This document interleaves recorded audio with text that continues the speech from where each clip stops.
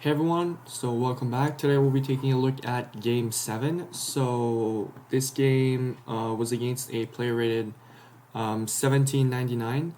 At the time of this game, I was rated 1832. And so I started off with e4. My opponent replied with e5. And for the first time on my channel, I'm actually featuring a Vienna game. So this was a Vienna with knight to c3. I'm pretty sure for some reason, I've almost exclusively um, published videos where I feature the French defense because I find that I play a lot of instructive games in the French because it's an opening that I've been playing for a while now, and I'm just really comfortable in these French positions. But anyway, so here we went into a Vienna, which I've been playing for a few months now. Yeah, so yeah, a lot of tricky lines that I like in the Vienna, and in this game we went into one of my favorite lines. So after knight c6 and bishop c4 and bishop c5, so my opponent is just mirroring what I'm doing, right? So e4, e5, knight c3, knight c6, bishop c4, bishop c5, and then here there's this queen g4 move, which is very interesting because you hit g7, so you threaten to win the rook here. Or not really. I guess after takes there would be queen f6, but then takes and you're just up a pawn. Position should be better. And so the top engine move here is actually king to f8, which is very hard to spot. I mean, this is a hard move to play. Or g6. Those are the two best moves. And then let's say king f8, then I think the line goes queen to f3. And then here, maybe knight f6 and like 92. So this is how the line goes, yeah. And so that's not what we got in the game though. We got knight f6, which is actually this is a bit of a trap because the position for black is extremely tricky after knight f6 because there's knight d5. And now yes, black can take on f2, but after king d1 there is no mate because my bishop covers the f1 square, and I'm threatening to win a rook with knight takes c7, and I'm threatening to win the pawn and win the rook. So this is very bad. It's only 0.6 because once again black can play king f8, but this is still very tricky because there's also an idea to trap the queen here. So and that idea is with knight h3, then some like queen d4, and then d3 c3, and the queen just gets trapped. So of course, because once the queen gets to d4 it attacks the bishop, so you can go d3 first. Alright, so a lot of traps here. So both the rooks are hanging, and there's ideas to trap the queen, and my king is completely safe because of this great bishop. Yeah, and so here my opponent went for g6, which g6 is a blunder, but I did not punish it properly. I was aware of this knight h3 idea. This is still theory, but and as we can see, I've played it once before in this position and I've lost. But in this game I took on c7, I just won the rook. But let me show you guys after knight h3. Let's just say queen d4, d3, so now c3 threatens to win the queen, so the best move here is bishop to e7, in which case you have queen to f3. And so the reason why the bishop is better to go to e7 than to go to b6, for instance, is because on e7 the bishop guards the f8 square. So in some lines I can take on f7 and then threaten mate on f8, so the bishop is better on e7. But anyway, so in this position the best line, this is ridiculous, but because look, so if black does nothing, if black goes a6 for instance, then I'm pretty sure c3, then let's say the queen goes all the way back. Computer says to take the bishop, and then if takes, there's, yeah, it's just mate, so he's just getting mated here. So yeah, so after bishop to e7, you'd have to go queen to f3, in which case you're threatening to take and then just he gets mated. But here the top engine line is really weird. It's like b5, and then here you play takes, and then king d8, and then you take here, and then queen to b6. And as we can see, black's position is falling apart. I mean, you can even take here. So this is the top line, but I mean, this is like practically impossible for black to find. So after knight to h, so after what do you play? So king, knight h3, let's say king d3, then let's say d3. So if he goes bishop to e7, for instance, I mean, there's just here, if c3, wait, do we have c3 here? c3 here, here. Do we have c3?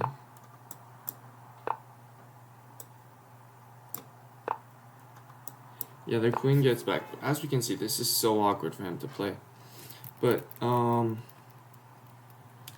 so after knight h3, let's say queen here, d3, bishop e7, so queen f3 is the top engine move, and then black has to find b5. But then what's a more natural move? I mean, I don't even know what move to suggest here. If knight f6, you can just take. If f5, I mean, yeah, I don't know what move to suggest. This is just, this looks horrible. My rook is coming to the f file as well, so yeah. So that's the best line to play. And of course, if the bishop goes back to b6 after, so let's say g6, knight h3, here d3, and let's say bishop b6, I think the queen is getting trapped. Or is it? Then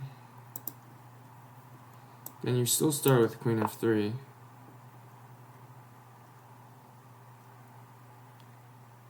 Now the queen can always get back here. Let's say this. Can't I go like b4? Oh no, you can take the rook. Anyway, so this is a very complicated line, and I probably need to study this line more because I know the ideas, but there's just some absolutely insane engine ideas, as I just showed you guys. So if you guys want to take a look at this line, so it's very interesting. So let's go over it once again. So it's e4, e5, knight c3, knight c6, bishop c4, bishop c5, and then you go queen g4. Now queen f6, there's knight d8. And essentially black has to, if black doesn't commit to king f8, which basically refutes both threats, if black plays g6, yeah, I mean, so basically there's some knight h3 ideas. And I mean, black's king is extremely unsafe, while our king looks unsafe with the queen on f2, but actually the white king is much safer than the black king because all these pieces are about to swarm the black king. So yeah, so after g6 though, I simply took on c7, and now opponent played king to f8. So of course this is a blunder because knight to h3 just leads to a stronger attack. But of course after king f8 is clearly a blunder because on d8 you prevent the knight from escaping the corner. So now I take, and then opponent goes f5, which just looks ridiculous. I mean, why would you want to open up your king? Why would you want to open up your king with f5? So let's say takes, and then of course if takes, I mean, my opponent didn't take back right away. He played on the intermezzo d5, which is tricky because here if I take, then I get mated on f1. So very important, you have to go bishop e2 to guard against knight to f1. I also could have gone knight h3, and then let's say he goes here, I can take. So Also, I'm just realizing maybe I could have gone knight h3 here, which if he takes the bishop, I take his queen, and my rook guards here, so I can probably take or just draw back on my next move. So let's say, I mean, where does the queen go? Yeah, I mean, computer says this, and like take,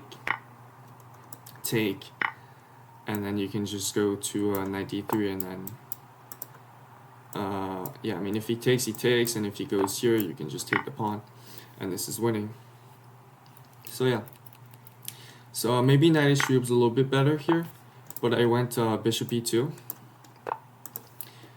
Still, I'm like +3 here. And then my opponent played, he took with the bishop, and I played queen to f3 because I'm up a rook. And then opponent traded for some reason. Going back to h4 was probably better, but opponent trades. And the opponent plays a crucial move, which is bishop d6. And now with bishop d6, you prevent the knight from escaping. So this is a very important move. And then here I played c3. But I missed a ridiculous engine line here, which is b4. And b4 is extremely interesting because the pawn can't be taken either way. So if you take with the bishop, then the knight can escape, and then you hit the pawn. So so taking with the bishop is not possible. And then if you take with the knight, then bishop to e3 is very uncomfortable. And then already here, there's some and so I think it was like bishop takes c2, and then king, I think it's king e1, and then let's say, so here you're obviously threatening, I mean, there is no threat. Let's say h5, then you have rook c1 threatening to take, and then after it takes, there's king d1, and then so let's say black does nothing here. Let's say black just develops. Then there is, oh yeah, no, sorry, he can just take and then take. Yeah, so you have a tactic. So so let's just say black brings the bishop back. Then computer says rook f1, but also here with the rook on c1, the knight can escape. So basically this b4 idea,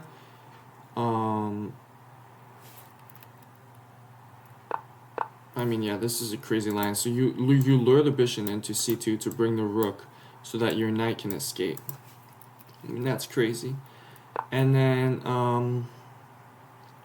here, I mean, of course, if takes, then you can take, and then you can probably go here, but then there's king d7. So probably rook c1 is better here. So this b4 idea was extremely interesting because, of course, if bishop takes, we can save the knight, and then if knight takes, there's some crazy lines with where you can pin the bishop, and then let's say here if black does nothing, then let's say just a6, then I'm simply threatening. I can just go, I can save my knight, because if takes, I can take. So yeah, so b4 was a really nice idea, and also if black just go next to f6, then I have b5, and then if, let's say, he just brings the knight back, then I have b6, and now if takes, I can save my knight, and if he doesn't take, if he pushes, I can still save my knight with knight c7. So, I mean, b4 is just ridiculous. I mean, I played c3, which is an inaccuracy because I had this idea, but this was a 10+0 game. Like, this is just, maybe in a classical game I could see this, but this is an insane idea. So I went c3, which is a little bit more reasonable. Idea being I wanted to play d4, but then I quickly realized that d4 is not great because e4 looks really annoying. So what did my opponent play? My opponent went knight to f6, so just developing, and then I simply played d3 to prevent any e4. My opponent then played king g7, so developing the rook, and now my knight is trapped. My knight has no squares, so I might as well, if my knight's gonna die, I might as well double the b pawn, so very instructive. And then here I played bishop e3, targeting the pawn. He defended with bishop d7. Computer liked b5 a little bit more, maybe to play for b4 to split up my pawns. But then here I started playing some like pretty inaccurately here. I played knight g5, and oh no, knight g5, yes. So knight g5, my idea here was g4, and then the bishop would have no squares, so here I can take. So I'm threatening to trap the bishop, and here he just goes h6, and if h6, I can simply go g4. And now after it takes, I can take the bishop. So in the game we got take. It would have been a little bit better for my opponent to sacrifice the bishop. So take, and then take. Would have been a little bit better, because my opponent gets a pawn. But here I just want another pawn, I think. Yeah, I just want a pawn. Then my opponent played f4, and I played rook g1. And of course, setting up a trap. If he takes, then I have a discovery, and I win the rook. So he can't take, so rook g1. And then my opponent played king f7, and here I had to play h4.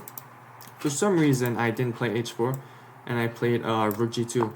And I guess the reason why rook g2 isn't as good is because there are some forking ideas. Computer says that this is only plus 0.5, which is ridiculous because I'm up the exchange. Yeah, but then my opponent immediately played a bad move with d4, and then once again, computer is screaming for h4. Excuse me.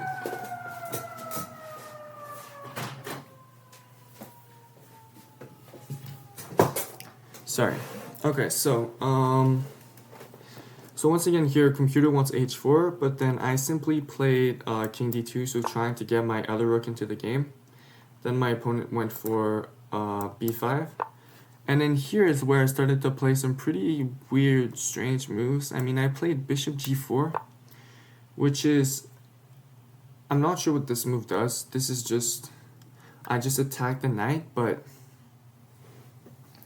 the knight is not very good on d7. It's too passive anyway, so I'm not sure what bishop g4 does. I guess I was trying to improve my piece. I mean, I'm looking at more squares, but then I'm also skewering my pieces like this and giving him some rook g8 ideas. So yeah, although I completely missed this h4 idea. Like, rook g8 is completely neutralized by h4. But I missed h4 for some reason during the game, which looks like a very obvious move, but I missed it.